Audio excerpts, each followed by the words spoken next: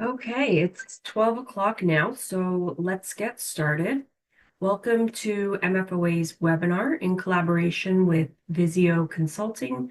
We present Managing Asset Retirement Obligations, Adopting an Automated Approach. My name is Abigail. I'll be assisting with today's webinar. I'd like to first begin with a land acknowledgement. We recognize that our work as MFOA and CHUMS and the work of municipalities take place on traditional Indigenous territories across Ontario. We recognize and respect the history, languages, and cultures of the First Nations, Métis, Inuit, and all Indigenous peoples whose presence continues to enrich our communities. Today's webinar is scheduled for 60 minutes, which will include a presentation and a demo, followed by time for Q&A with our presenter. This session is being recorded and it will be available in the coming weeks for future playback. It will be posted on MFOA's website. Currently, you're all set to mute. To participate in the Q&A portion of the session, you can submit a question or comment by typing it into the Q&A box that's located on your control bar. You can enter your question in at any time. You also have the option to upvote or comment on other questions and comments that are being posed by your colleagues on the line. We'll take questions in order of those with the most votes following the presentation, and we'll try to get to as many as we can in the allotted time that we have available today. If you require assistance at any time, just send us a message using the chat box. That's it for the webinar logistics. I'd now like to introduce to you our speaker for today, Sajjad Hassan. Sajjad is an ARO solution architect with Vizio and an expert in financial automation. So thank you, Sajjad, for being here with us today, and let's get started. Thank you, Abigail. Good morning, everyone. And I hope everyone is looking forward to a nice snow day today and tomorrow. Me, yes, I am, as long as I don't have to shovel the snow. Right, with this, we'll kick off. Okay, so we are presenting automation of asset retirement obligation process. So we'll, as Abigail mentioned, we have a couple of slides. We will going to lay the foundation, the context of what we are presenting, and then we're going to go into the demo. The demo, primarily, I am going to walk you through the life cycle of an obligation, all possible scenarios that exist in terms of handling of an obligation and how we can track obligation, how we can report on obligation, and some of the pain points that we have experienced, we have heard, we have seen in that process. So I'm going to cover some of those guys. And in addition to that, how we have built the journey of for us to getting to this point, I would like to talk about that. Okay, so agenda for today is our journey. We're going to give you a webinar overview, what you will learn, ARO process flow, that what is covered within the application, demo, key takeaways, Q&A, and appendix. Okay, our journey. It is important for me to mention, I don't know if any one of you recall that we did a webinar last year on the same topic. What is the difference between what we did last year and what we are going to do this year? We first built our application on SAP platform, and we presented that it was a good application built, but that was not able to fly very nicely in the market. And fundamentally, two reasons that we have seen. First, the cost. The cost of running an application on SAP platform was extremely high, and a lot of our municipality customers that was not fitting in their budget profile just for that application. Second, the platform was to some extent limiting in nature, means that the kind of features we want to add and the way we want to add and how we want to present in terms of the user experience was also limiting. So we took all of that feedback and then we went and we built the solution ground up as a service on AWS platform. AWS is a leading cloud platform in the world right now, provide cutting-edge security and the services and features to build a modern web application that can cater any type of business process. So what we are going to present is the successor of what we originally built, and it is far better, feature-rich, and offer exceptionally good user experience in terms of how we're going to use that application. Well, I'm not going to talk about ARO. I believe most of the people are familiar, and the reason for joining the webinar. We are going to focus purely on in terms of automating this, how we are going to automate this, and how we're going to streamline the process. So I am going to cover that in a business process flow when I'm going to do the demo, and I would like you especially to try to fit your pain points, your ARO requirements, and the process that you follow within the application. And if there's any question clarification, we'll be more than happy to answer towards the end of the webinar. Okay, so the pain points, calculation and demanding complex calculations. So one of the pain points that we have experienced in terms of our ARO process, integration needs, that, okay, how are we going to integrate with the accounting? How I'm going to know that when to terminate the asset, or have I posted my monthly accretion expenses, things like that. Some of the compliance requirements in terms of managing the ARO and its monitoring, and how I can automate some of the manual activities that I have to do in terms of automation and in terms of monitoring, in terms of managing my obligations. What you learned today. Transition from manual process to automated process. How you can monitor your obligations with built-in reports, and we offer full life cycle end-to-end. Okay, what is due for termination this year? If I want to forecast and see my future cash flows, how I can see that? Okay, what accounting entries when I'm recording my initial liability, if I'm adjusting my layer, if I'm terminating my gain and loss, all of that.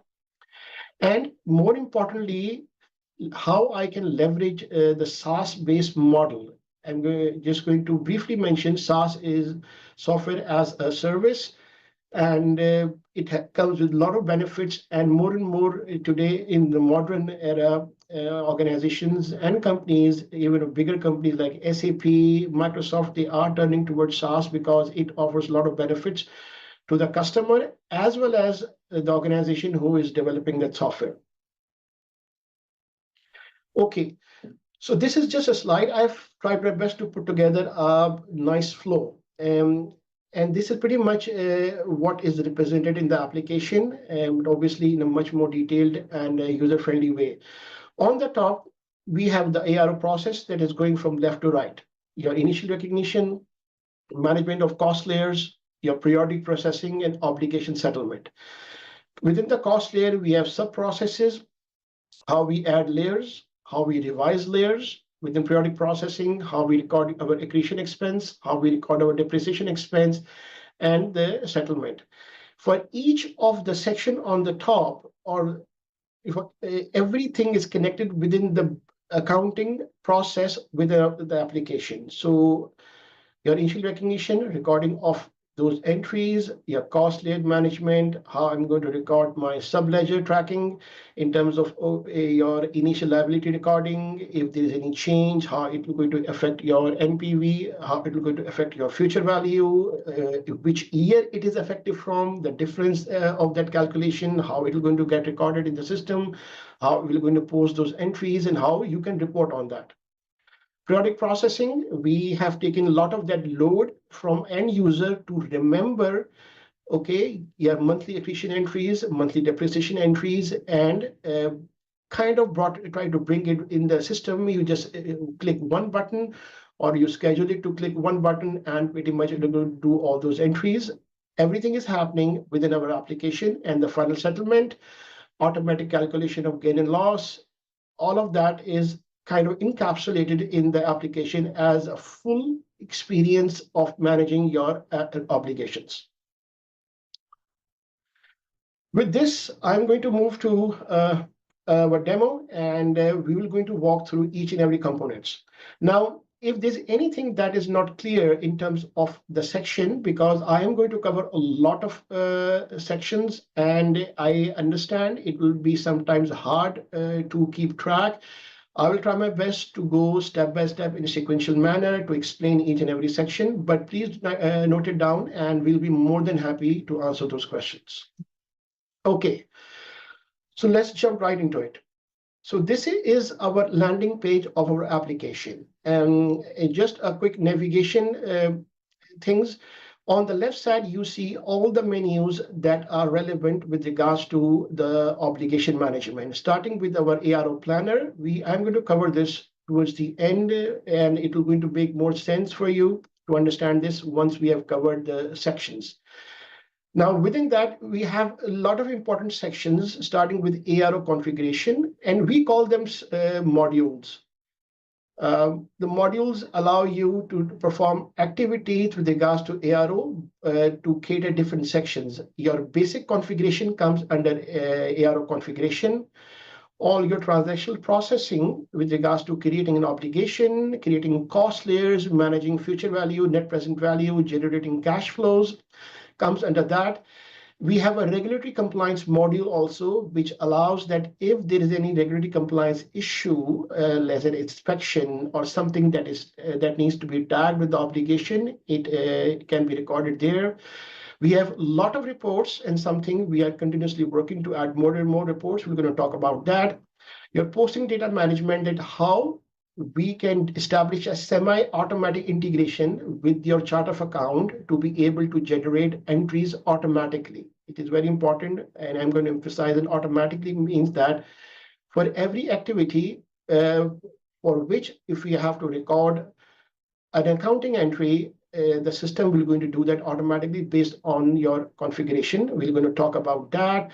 And then we have a journal entry section where, in addition to automatic postings, if there is an adjustment required, which you can post through a journal entry process. If you want to reverse a particular accounting document, you can do that. In addition, it comes with the built-in document repository. The idea here is that you can store your ARO-related documents in one single place and link it back to your obligations, and then the security aspect in terms of authorization, which is also quite comprehensive, and I'm going to cover. So let's start with the first section. What is ARO configuration? ARO configuration allows you to do some basic settings that will going to be required to continue and conduct your ARO activities. Number one in that step is called fiscal year settings. Now, we provide option of 3 different fiscal year variants. Let's say you have 2 legal entities or 3 legal entities. One starts from January to December, one starts from March to February, and let's say from June to July. You can set up to 3 fiscal year variants within the application, which allows you to run and operate your ARO solution on 3 different financial calendar cycles. So that's the first setting. Now, this is pretty much a one-time activity. Once it is configured, you don't have to come back and do it again and again. The second setup is called legal entity setup. Legal entity representation of your legal entity or companies or organizations. Now, my experience of working with municipalities that I have seen, they always have more than 1 legal entities. We can go up to 3 legal entities to support 3 different fiscal year variants. And this legal entity is important to control which fiscal year variant this is linked with and what is your local currency. Now, our application is designed to support US dollar and Canadian dollar, because we have customers on the US side as well as on the Canadian side. So once this is set up, so you have completed your basic setup, and this is pretty much as one time. Now, from this, I'm going to move into the recurring and ongoing configurations that are required for your obligation management. The first is interest rate keys. Anyone working with ARO knows how important the interest rate keys are and how important that it plays a role in terms of your calculation. what we have designed is quite comprehensive. The header section of the interest rate is the parent level group, which is designed to have multiple interest rates encapsulated within it. Let's say if you are working with more than one legal entity, each legal entity can have its own interest rate group, which can be used, and different interest rates that can be used to link with that obligation. So if I click that header, I'm going to see my multiple interest rates that I've had, which can be over the life of the obligation, or as and when your situation or country situation is changing, the interest rates are rising or dropping, you can create new entries within that, and you can link those new entries going forward with the application. So let's say, go back with the example of 3 legal entities. Those guys can have 3 different groups, and each group can have as many as you want in terms of the interest rates. Each interest rate comes with comments, which you can store in the system as a supporting commentary that why this interest rate was created, and why this interest rate, like in terms of the justification. So anyone coming in can read this commentary to say, okay, today Bank of Canada reduced the rate, so that will going to impact the overall rate. So we're going to create a new interest rate. So any obligations going forward, we're going to use this interest rate. Same concept we have applied on the inflation rate keys. You have a header for the inflation, you click that, and then you have multiple inflation rates. Now, as an inflation rate is rising or dropping, depending upon the situation which we have experienced in last couple of years, you have the option to create multiple different inflation rates. Now, again, same concept, inflation rate is backed by commentary. These commentaries are available in the reports also for the inflation rate report and interest rate report, just to as a supporting evidence. In some cases, if we have auditing requirements, we can use them to support that why a particular interest rate was created. The idea here is to automate all of that thing in one single place, so that you don't have to worry about, okay, why we have created such an interest rate. So all of that information will be sitting in one single place for you at a click of a button to retrieve and present. Obligation types.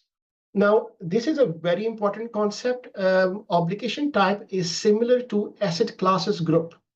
So we have seen, and this is purely driven out of the feedback from some of the US customers, that they would like to have different obligation types representing different group of assets or a different categorization of assets. So you can have one obligation type that can control, or you can have as many as the 100 obligation types which can control different group of assets.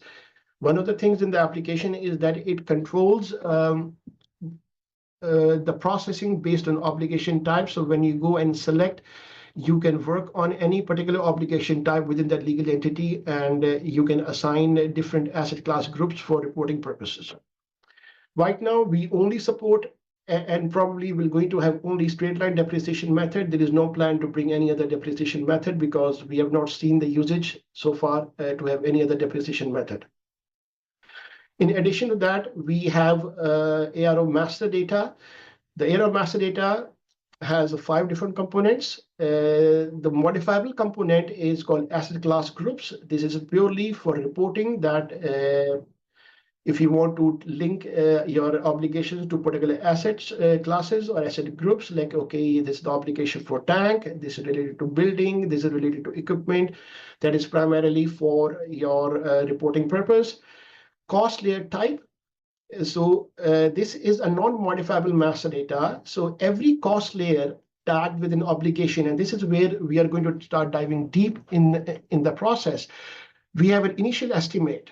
What is an initial estimate? It's the first cost layer that you create against an obligation, and a subsequent estimate as and when we are adding more tranches on top of an obligation because of increase in cost, or decrease in cost, increase in time frame, decrease in time frame. All of those situations are handled through cost layer type. Cost layer group is a further classification that whether it was an initial estimate, if I have created a new cost layer or adjustment, whether I'm trying to increase in cost, decrease in cost, increase in time, decrease in time. Depreciation method is pretty much single, and then location. Now, this is again based on the feedback of our customers we work with, that they would also like to have a location for the assets. If an example of one of the customers that we are going I'm going to quote is that they operate almost 2,000 plus gas stations in Texas and Louisiana, and they want to track them by location and their code. So you can tag each asset with its location, which for future enhancements, we will going to bring in Google Maps so that you can see the location of each asset on the map. So for that, our first step is to ensure that we collect the location and geo data. So this is all master data.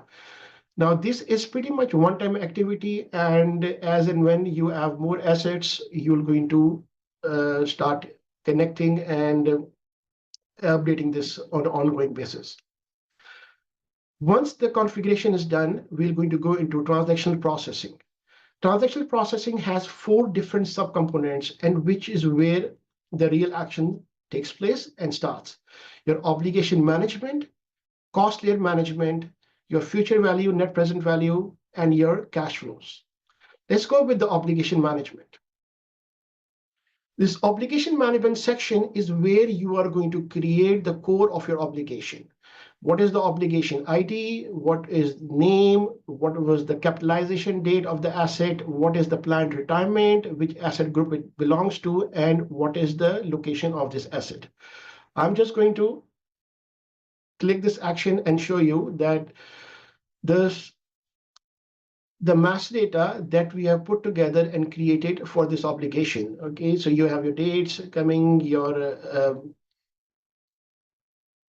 retirement date, your whether the asset is leased and owned, what is the address, the currency, the depreciation method and asset group. All of that is being picked up automatically by the obligation type and the legal entity that you're working with, and that you can see over here. In addition to that, every screen has its information icon, which tells you exactly what this screen is going to tell you, how you can navigate that. It is very, in terms, I would say, intuitive, that we have put together step-by-step instructions for every screen. You have the option to export the data on Excel for offline usage, as well as link it with your document repository, which we're going to talk about later. Okay, so what we have seen so far is the obligation, and I've created this obligation. These are my dates, so just remember them, and we're going to use this going towards as we move forward in our demo in terms of our calculations and reviewing. The second step is going to be cost layer management. So for each obligation, you have the option to select, and then you can view all your cost layers for that obligation below in the screen. Now, within the cost layer, I'm going to show you what that data looks like. Okay, so let's go and see. So for that obligation, the data looks like you have your cost layer ID, which is the extension of your obligation. This is the first cost layer. This is the tranche 1. It was created on this date. It has the effective date of 2015 and the settlement date of 2033. An important concept here that when you create initial estimate, system is designed to pick up the end date of the obligation for the initial estimate, because that is when it will going to get terminated. Now, for subsequent estimates, and I'm going to talk about that, is where it gives you more flexibility in case you want to terminate a subsequent estimate earlier than that, but obviously you cannot go beyond the final end date of the obligation that you have created. Here, all the interest rates that you created, you have assigned those interest rates here, and you can see the inflation rate, the currency, you can see the cost layer amount. The cost layer type is my initial estimate. And since it's initial estimate, the group also, you will going to see your initial estimate, your compounding method is yearly, and some comments that what this obligation is. So what we have, again, based on the feedback, we have paid a lot of attention in terms of some traceability to add in the application. which is available pretty much in every section, in every stage of the solution. You can always view the comments without going into the change, and you can see that why it has this initial recognition or initial liability layer was created, or any subsequent layer that you're going to add. You can write comments. Now, this is particularly useful when during the auditing requirements. So a lot of those information can be recorded along with the obligation and can be retrieved for reporting purposes pretty much on as-is basis. Okay, so what steps and what options we provide you here?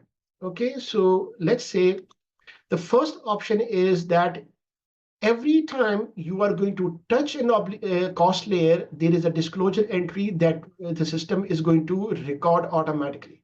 Let's say you have initially you created a $5,000 cost layer, but you have not released it. What this means that it is still sitting in an unreleased status.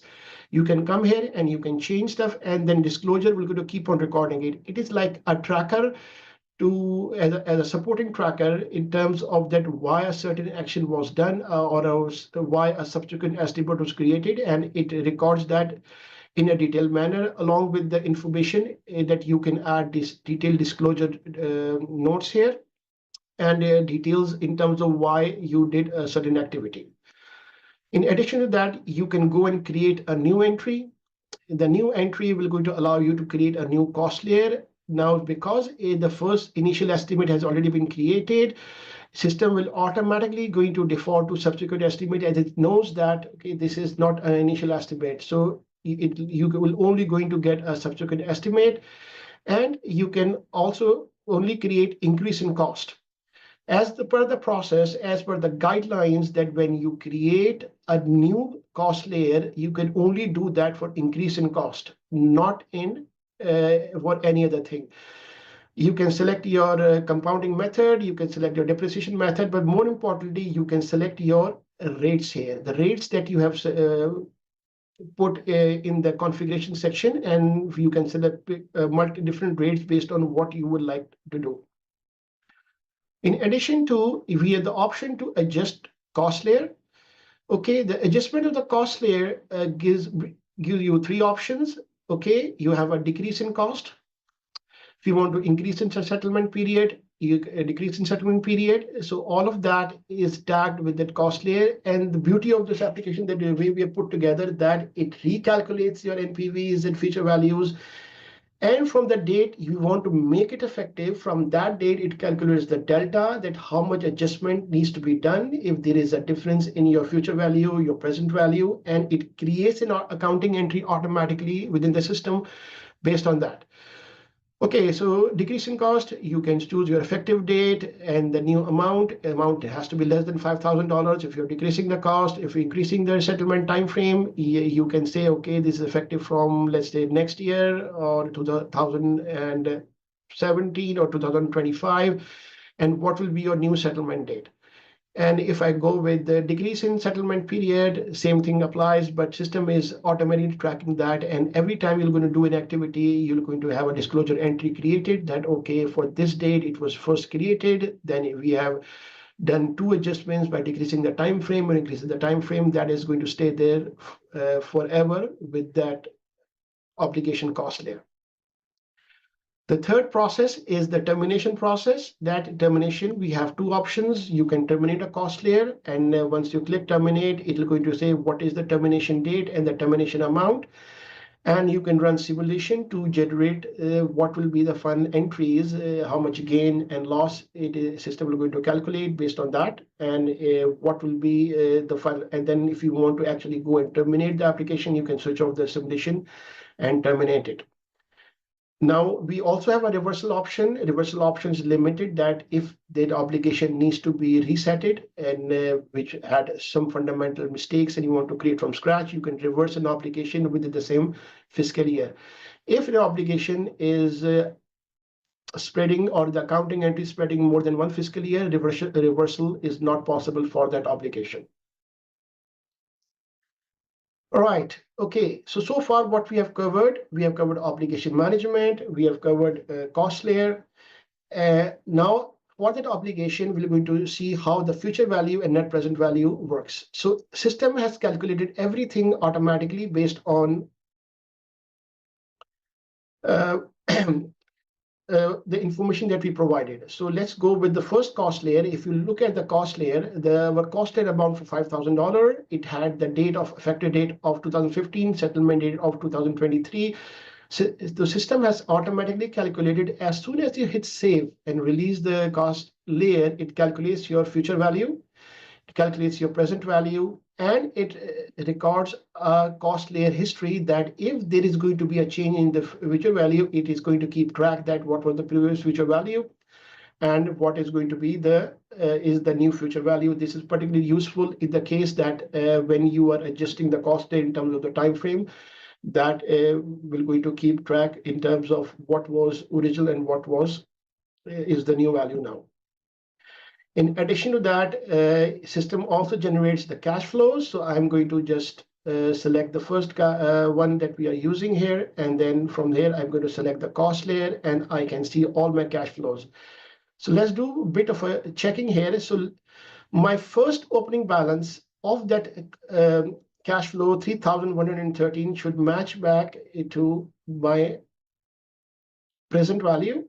And if I go to the last cash flow entry, which is here, my last balance of 7,700 should match my future value. So this is 7,700, which is a way to validate and confirm that, okay, all my calculations are accurate. And this system has done literally on the click of a button. Okay, now, so all of that is done and all of that is sitting in the system. One important point is that as soon as I release my cost layer, I am going to automatically create my initial recognition entries. And system will going to do that without you have to click any other button in terms of doing the process. So what we have seen so far, we have seen end-to-end how we are going to do our transactional processing in terms of obligation management. From this, I'm going to switch to posting data management, that how the system is getting integrated with our accounting system. So first, every instance that we deploy needs to have the chart of account. Not necessarily the entire chart of account, but the GL accounts that are relevant from the ARO point of view, where you would like to have an asset, liability, expense, and revenue post recorded automatically by the system. So once you create those GL accounts in the system, you can link it through GL account assignments, those GL accounts against obligation type. If you recall, we covered obligation type as a way of grouping, because if you want to post different entries to different GL account in terms of your obligation type groups, you can come and set it up here. So if I open obligation type, I can see that I have my accretion postings, debit and credit, my initial liability debit and credit account, my decommissioning debit and credit account, depreciation, gain and loss. What is the purpose of that? Is that once you set up this configuration, system will be automatically posting entries that are required to be posted automatically by picking up the GL accounts from here and doing it for you. Pretty much throughout the process, you don't need to worry about that journal entry, which journal entry to have to post. The system is designed to do that for you. Now, in case if you do not have this configuration completed, system will going to give you a very clear error message, and then obviously you will have to go in. But this is a pretty much one-time activity, an ongoing basis, sustainment activity. Okay, so what we have done so far, we have set up the chart of account, we have completed our GL account assignments, and then the part that comes in, and that part, this is one of the things that we have received the most in terms of pain points from the customers, that, okay, I forget to do accretion postings. We do that after 3 months. Okay, is there a way to automate it? Okay, how do I terminate? How do I generate my schedule? So everything is pretty much automated. So when you go to accretion postings, you can select your fiscal year from here, that, okay, what do I have to do for 2025? And then it will go to generate the schedule for 2025 in terms of the postings that needs to be done. It is going to track that this schedule is based on fresh schedule. There's no adjustment happening, and also track that if you have posted this or if you have not posted this in terms of your postings. Now, we have reports that will going to give you that also. Now, if and when you just come, your month end activity pretty much will going to be that you come here and just run post all. So it will going to take all the obligations and up to the point it will going to post. Now you can do retroactively also. Let's say if you haven't posted for the last 6 months, it will going to post up to the current month all those entries, and the status will change and an accounting entry will be created within the ARO application. But the whole idea is to automate that.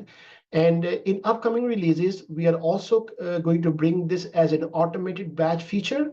One of the things that we are working that you can schedule it to run on the 1st of the month or the 5th of the month, because sometimes the closing cycle spans across multiple days in the new month. Plus an AI component that you can just ask the chatbot to do that postings for you. So we are working a lot on the AI, at least in terms of the interaction. So the couple of features that we are going to bring in down the road is to be able to create an obligation by just talking to the chatbot, create a cost layer, and do your postings in terms of your existing obligations.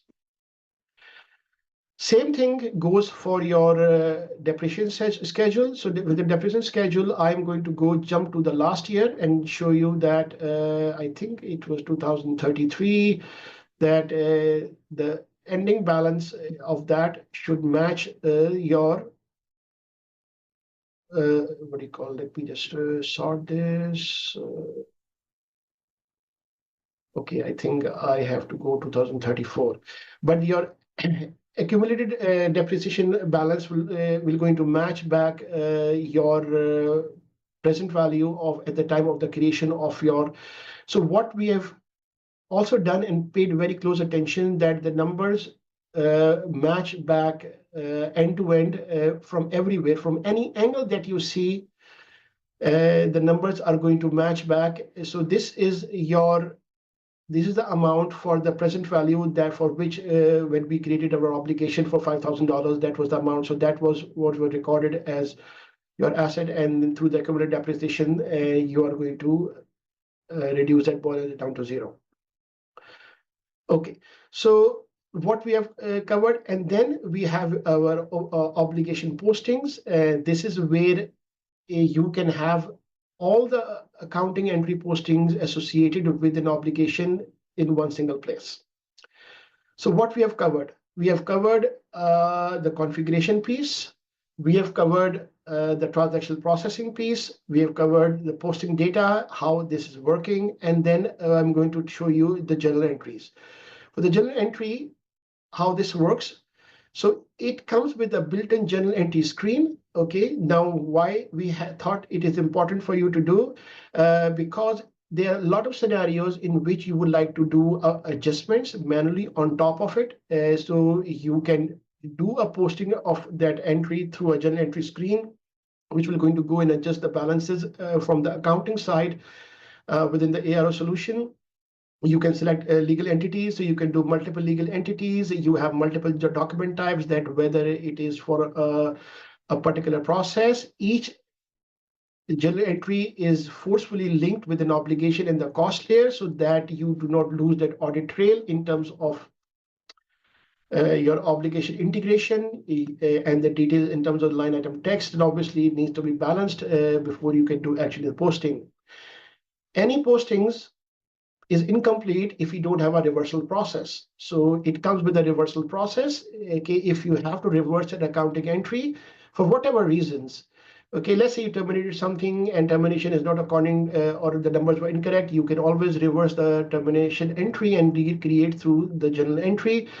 the system will going to maintain the full audit trail that if you have a status as reversed, okay, that reversed document will going to have the document number of the reversal document number through which it was reversed, and vice versa. So you can say that if you look at the document number here, 30077 is the reference document number for this document, which essentially the reference document number for the original document.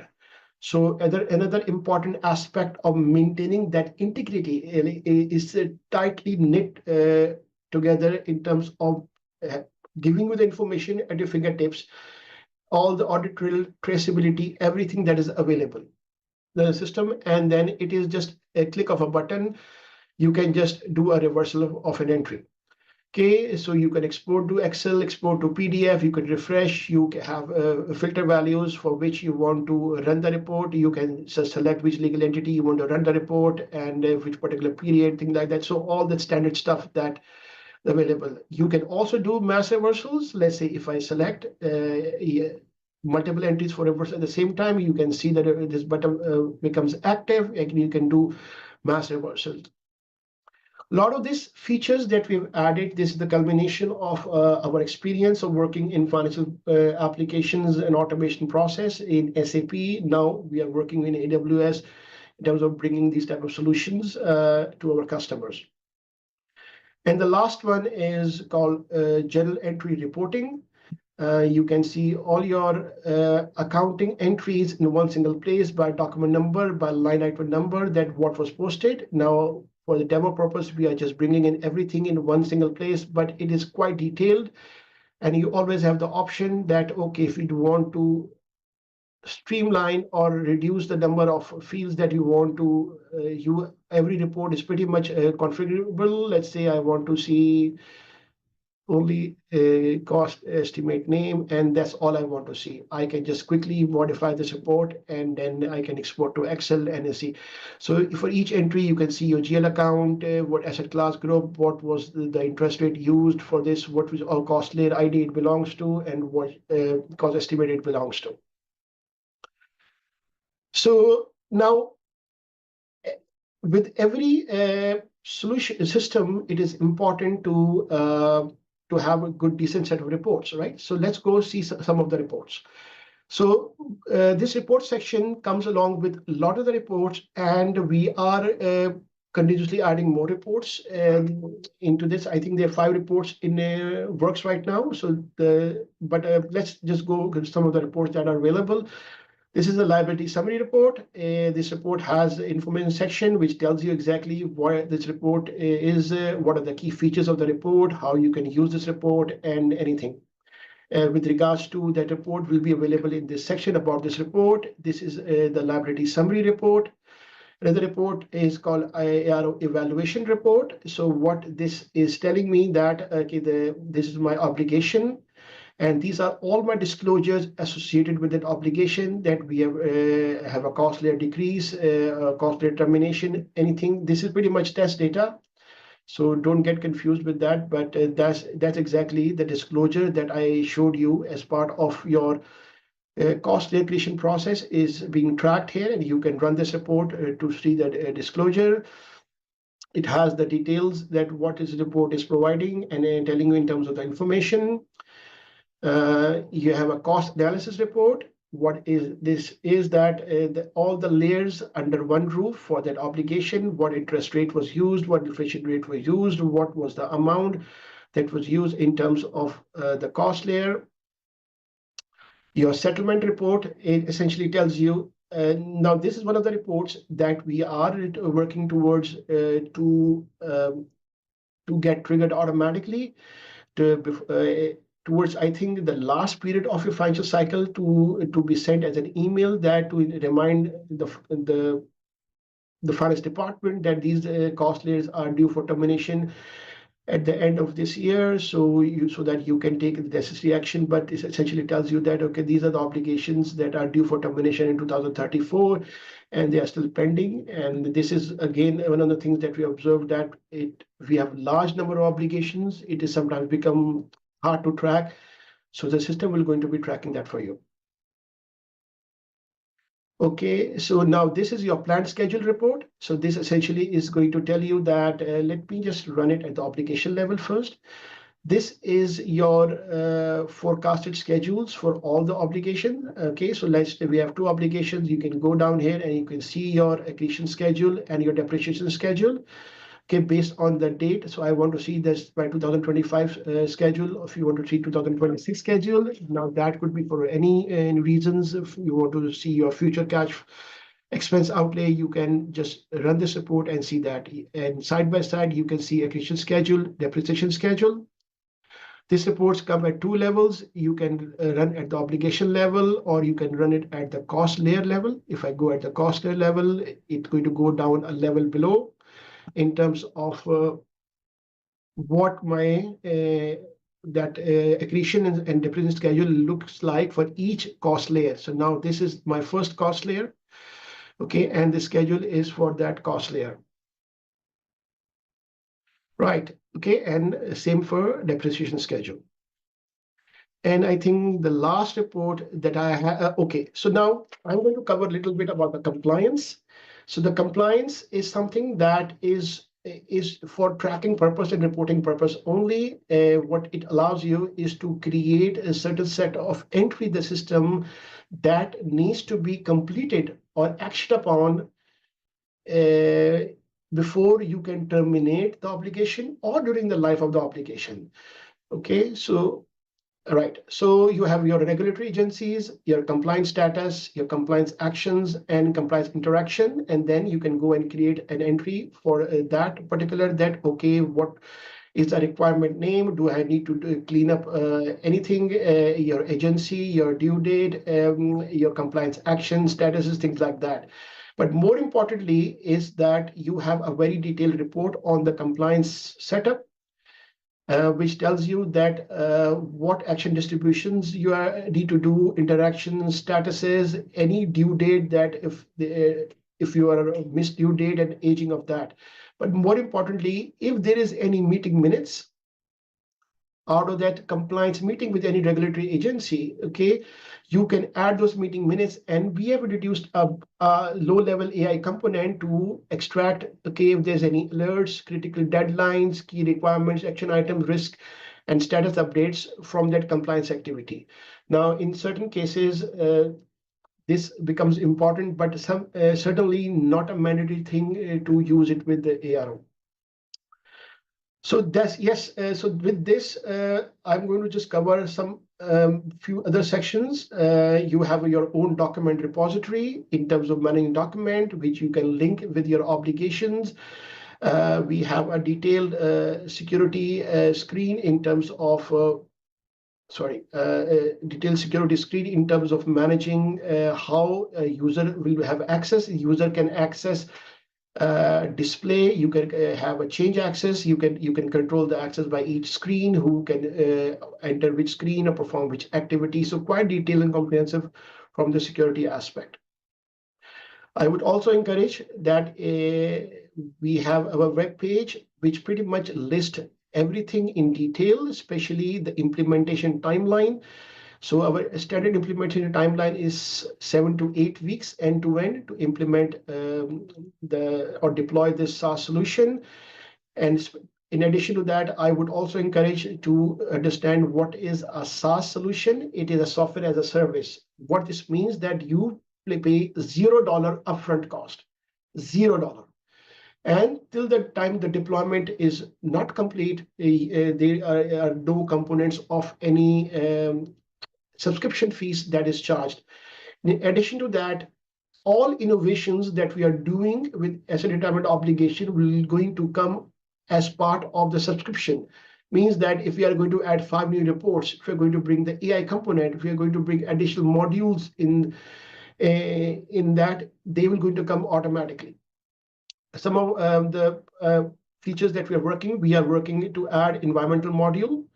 We are working to add some aviation specific features, mining specific features, and utility specific features, additional improvement in user experience. This happens continuously all the time. Yes, I know it's a lot of information to grasp, so I'm hoping there will be some nice juicy questions I'm more than happy to answer. Okay, so key takeaways. Like, yeah, see, I couldn't think of any funkier sentences than this. So let's go with that.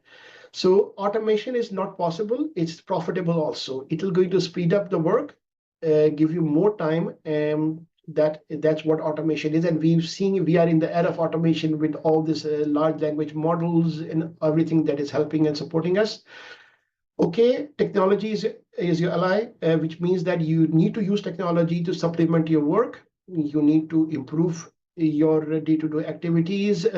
Again, big results don't need big budgets. As I mentioned, that there is no cost. And I want to mention this very specifically that what we were offering on the SAP, the cost of the solution on AWS is 90% less than what it have costed you if you would have gone on an SAP platform. 90%. And obviously, innovation is here to stay. This is the era of innovation, and we are going to see a lot of stuff that is going to happen. And we have a whole roadmap for next 2 years in terms of the features and the capabilities we will be adding in ARO, which the subscriber of the application will be going to get free. Yes, so the last thing is just one big upcoming innovation that we would like to talk about as we are coming close. Okay, so this is our strategic planning suite that is also a software as a service product. This is, again, based on the same journey we originally had on an SAP platform. And from SAP platform, we moved into AWS platform. It comes built in with 4 planning modules, specifically designed for municipalities, your operational expense planning, headcount planning, employee cost planning, and capital planning.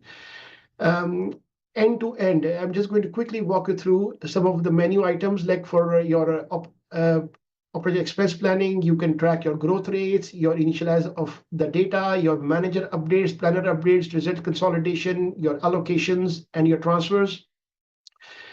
Very detailed master data from organization to employee.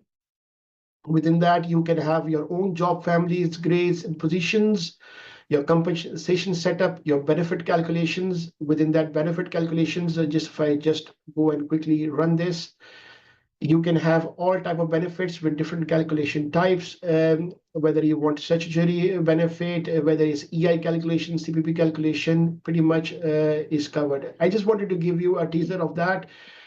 We will be planning to do a detailed webinar on our strategic planning suite also, and is designed for municipalities, whether you are 1 million people population or 2,000 people population. The price point is so attractive that even a 5,000 people population municipality can manage and automate their planning piece components. With this, I am going to wrap up. Yes, and we are going to open the floor for questions, if there's any questions. Thank you. Great. Thank you very much, Sujat, for your presentation today. As you said, it's a lot of information, so we will delve right into questions. We have a few minutes left for that. So the first question here, is this software just assets with ARO implications? Does this integrate with other systems we might already be using for other assets so that we can have a complete capital asset continuity? Okay, so this is just for ARO. We right now we have no plans to extend this further for any other for capital asset planning or anything like that. This is purely for ARO. Our capex planning will going to be as part of our strategic planning suite. Okay, thank you. I'm not sure if you're going to be able to answer this question, or if you prefer to follow up individually. The question is just regarding subscription costs. The subscription cost depends on various factors, and usually we do not talk about that in our events. But what I can tell you that the subscription cost, what we were offering originally on SAP platform, is almost 90% less than what we are offering right now, and it's very extremely affordable. extremely affordable. That's all I'm going to say. Thank you. I'll also add, we'll be adding some contact names to the follow-up email that you'll all be receiving tomorrow. So you're welcome to follow up directly for more information on that. Let's see. I have another question here. What kind of reporting capabilities does your solution offer for financial planning and audit purposes? I want to see some examples of standardized reports. Okay, so as I demonstrated, I think we have in total 15 reports, and those reports spans up on various type of categories. You can, for example, your obligation lifecycle tracking, to your cost management, to your cash flow tracking, and your producing a liability summary in terms of posting to accounting. Pretty much every aspect of your ARO lifecycle is covered through reports. We have a feedback option within the application, which if in case you need a new report, you can submit feedback, and we usually try to cater all feedbacks by incorporating those functionalities within the application. Thank you. Again, if there's any more questions, now's the time to enter them into the Q&A box. I do have one other one on my list here. Could you explain how the system handles periodic updates to cost estimates and discount rates? I'm particularly interested in the automation capabilities. Okay, so as we know, the cost layer guidelines, which obviously like we follow the big five guidelines, and they do differ in the treatment of the cost layers slightly, Ernst & Young versus PwC versus Deloitte. But okay,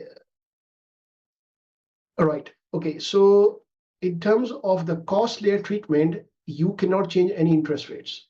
Period. So, and that is consistent across all guidelines by all the companies. So once you have created an obligation with an interest rate, you cannot change that. You can only add new cost layer, and if you have want to use a new interest rate, you can only use in the new cost layer, not an existing cost layer.